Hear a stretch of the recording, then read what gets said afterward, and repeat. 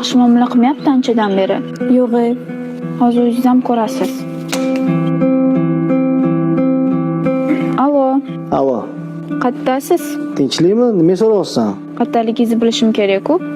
Ishdaman, qayerda bo'lardim? Nechida chiqasiz ishdan? G'alatiroqmisan? Har doim nechida chiqardim ishdan? Opamnikidamanman, olib ketarsiz. Ha, bo'pti, mayli. Bo'pti. Ko'rdingizmi? Sinem, erga bunaqa muomala qilinmaydi. Bunaqa savollar ham berilmaydi. Unda nima deyishim kerak? Qayerdaliginglarni, nima qilayotganliklarini bilishim kerak-ku. Hozir ko'rasan, qarab tur.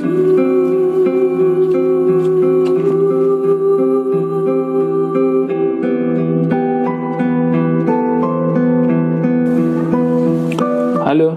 Alo, assalomu alaykum adasi, yaxshimisiz? Va alaykum assalom onasi. Rahmat, o'zing yaxshimisan? Yaxshi, rahmat. Ishda bo'lsangiz kerak-a, ko'p vaqtingizni olmayman.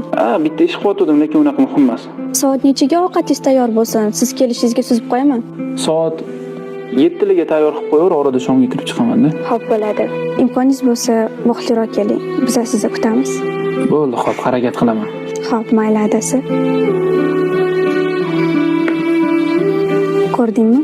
Erga to'g'ri savol berishni o'rganish kerak. U bizani o'rtog'imiz emas, erimiz. O'rtog'ingga, opangga, ukangga, "Ha, qayerdasan?" deyishing mumkin, lekin erkakka emas. Chunki erkakka tergovchi kerak emas. Uni tushunadigan mehribon ayol kerak. Sen qachon o'zing to'g'rilasang, ering ham senga nisbatan o'zini to'g'rilaydi. Shu gaplarim quloqingda qolsin. Ha, tushundim opa.